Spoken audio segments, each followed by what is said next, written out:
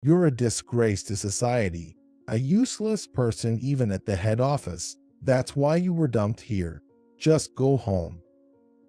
I thought I was ignoring it, but these words from the branch manager broke something inside of me. My name is John Sullivan. Since I was a kid, I've always been good at studying. I graduated from a prestigious university with excellent grades and landed a job at a major bank. Over the years, I've been successfully navigating through my career, gaining valuable experience along the way.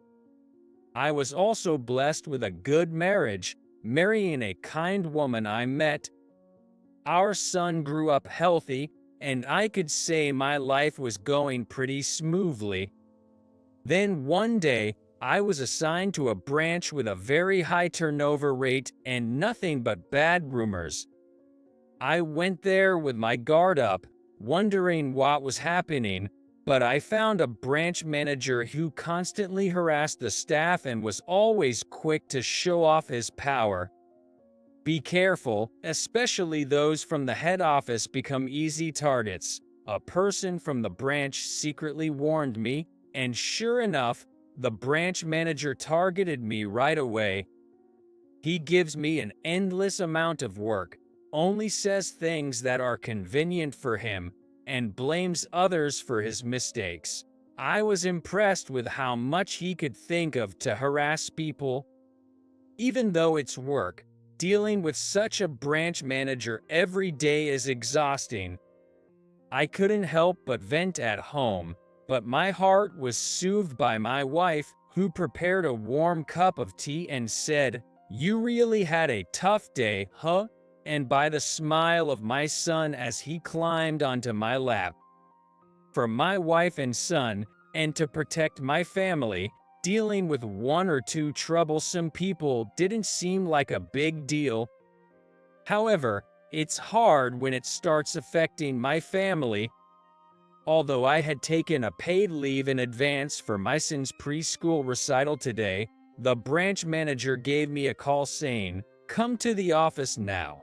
I couldn't help but sigh. Luckily, the recital had already ended, but I was looking forward to having lunch with the family as we had made a reservation. But I couldn't ignore the branch manager's call, and I explained to my son on the way back that I had to go to work soon. My son, looking dissatisfied, said, "I guess it can't be helped if it's for work, but you promised." This made me even sadder, especially knowing that the call was probably not that important. But then, I noticed something odd about my son's expression. He seemed to be looking behind me, and after staring for a while, he pointed and said, "Doesn't that grandma look strange?" I turned around in response, and was shocked.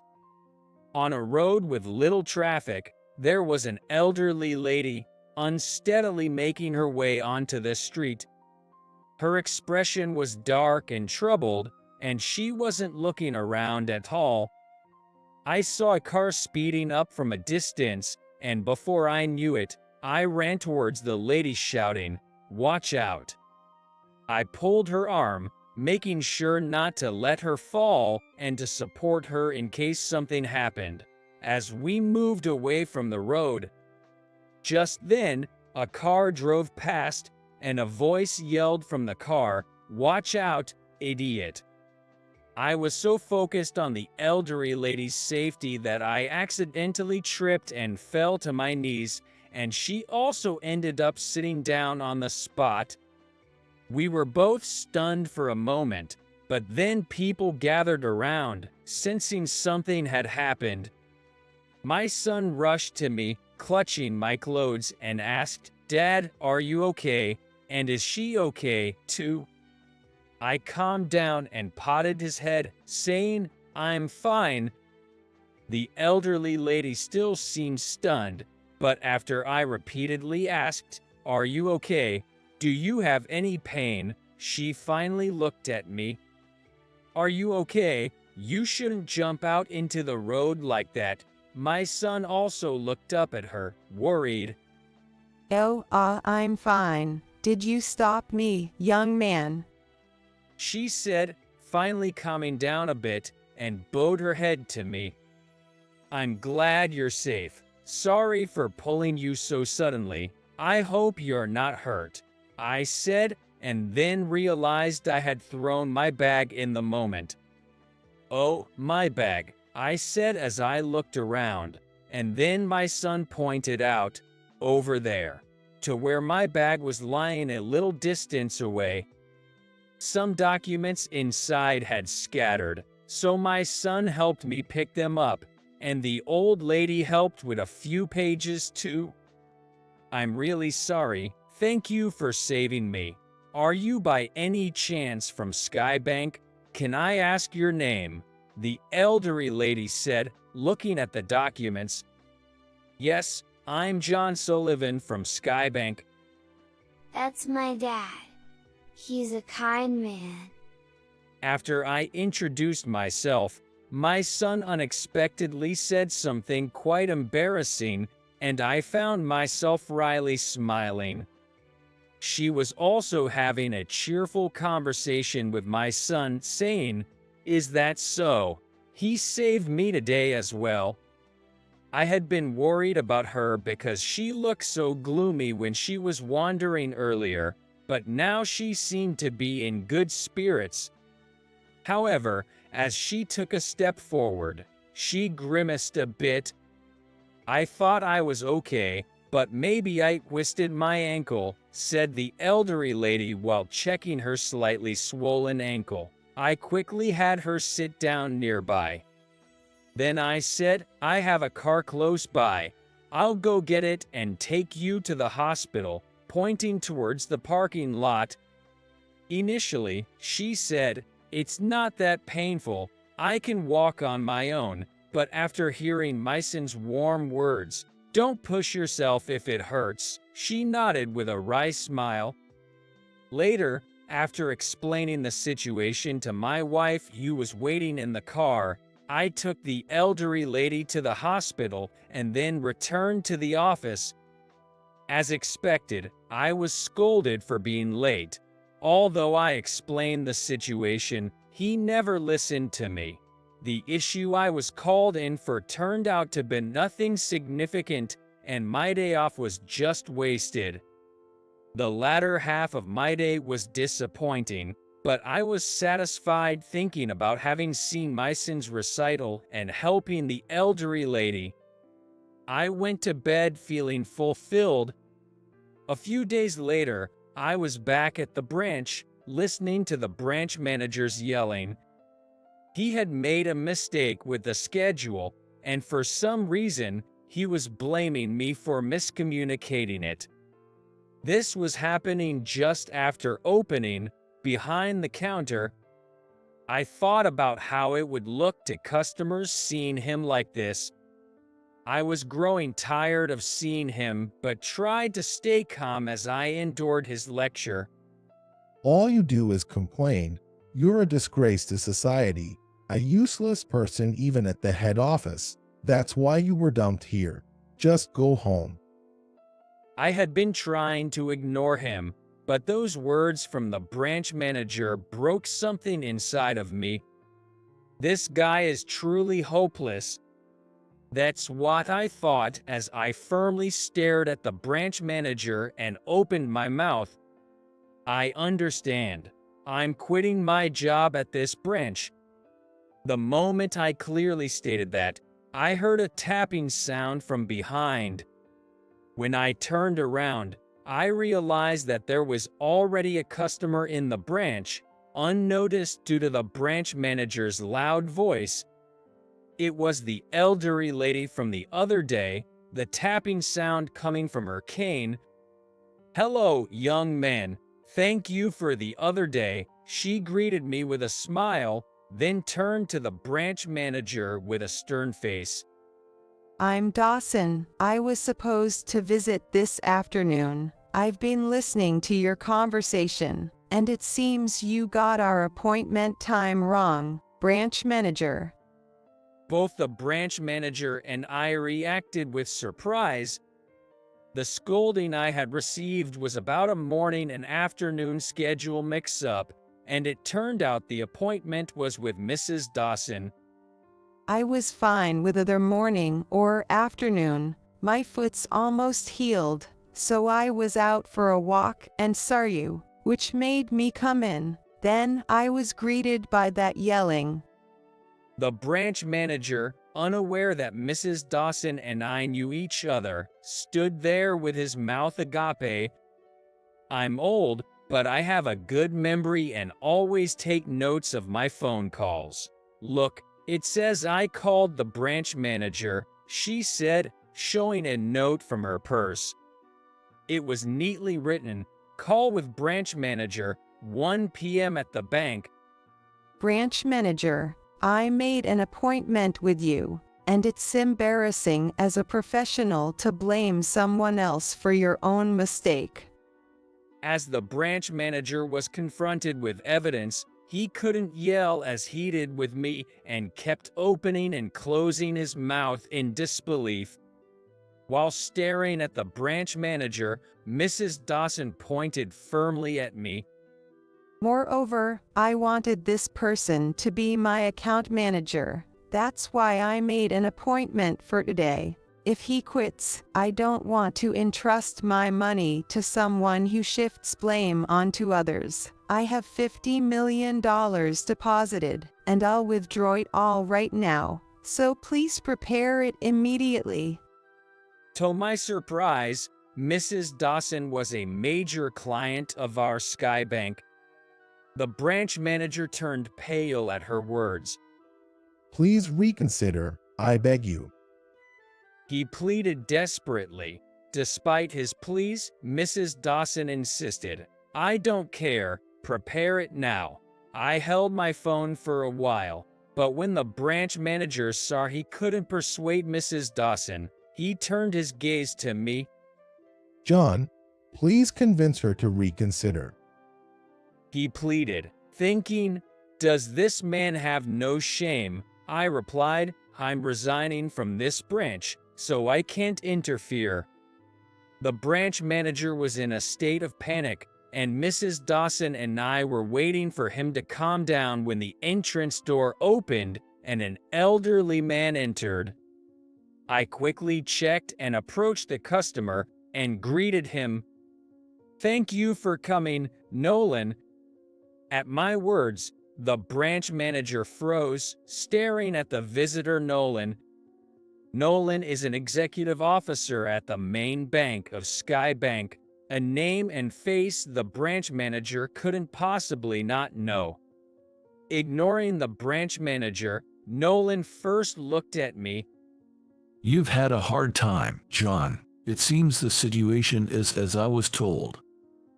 As I nodded affirmatively to Nolan, he first greeted Mrs. Dawson. I apologize for the disrespect shown by our staff member. Please accept my apologies. Mrs. Dawson hadn't looked at him till then, but she finally turned to Nolan.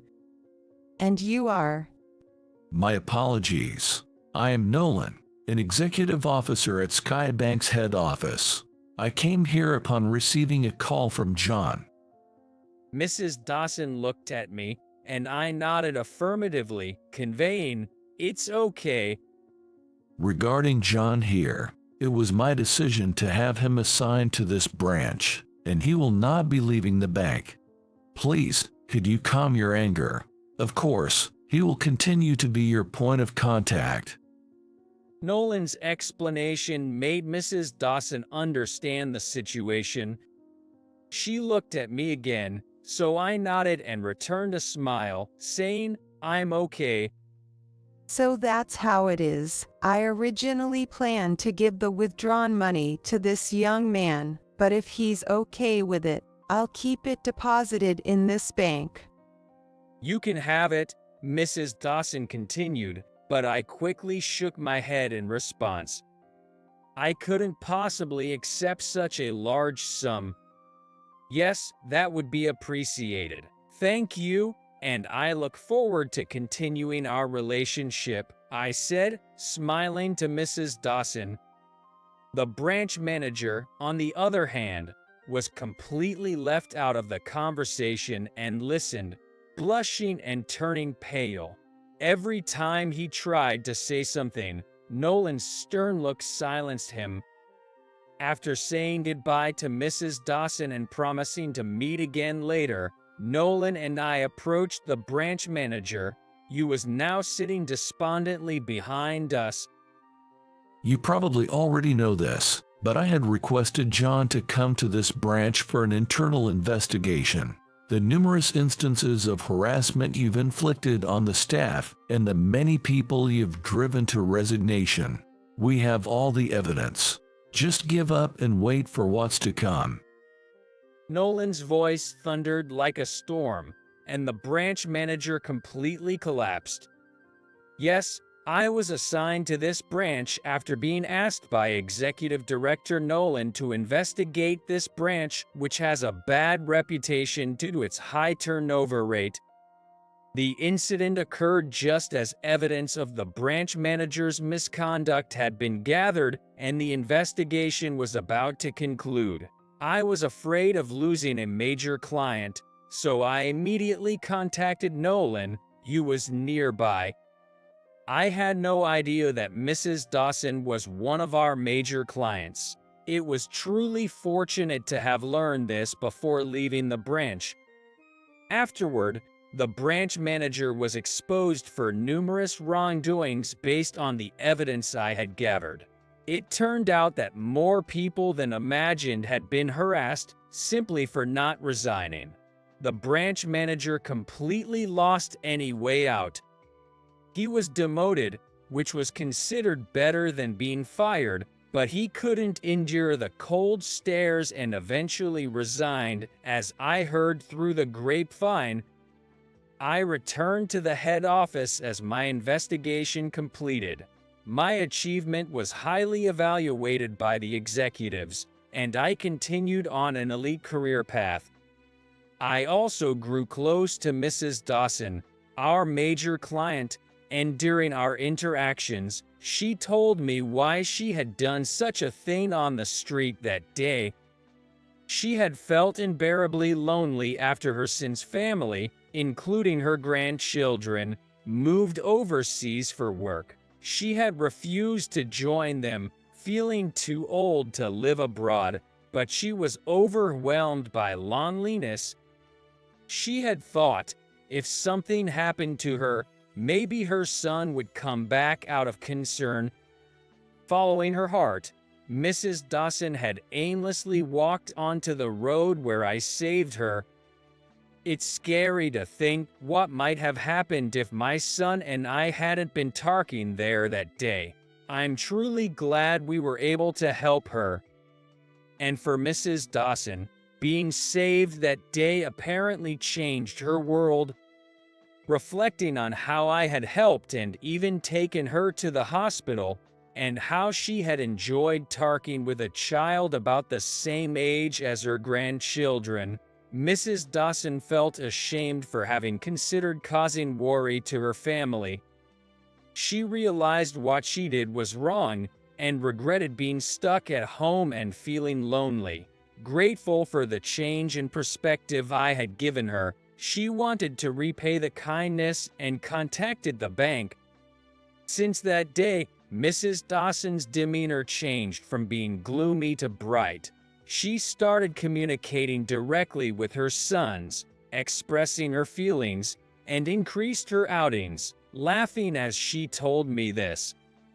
Her sons also said to her, "We're happy you talked to us instead of keeping silent. We can come back immediately, but we'll keep in touch more often." Apparently, these words have become a support for Mrs. Dawson. She said, "Still, I feel lonely on a daily basis.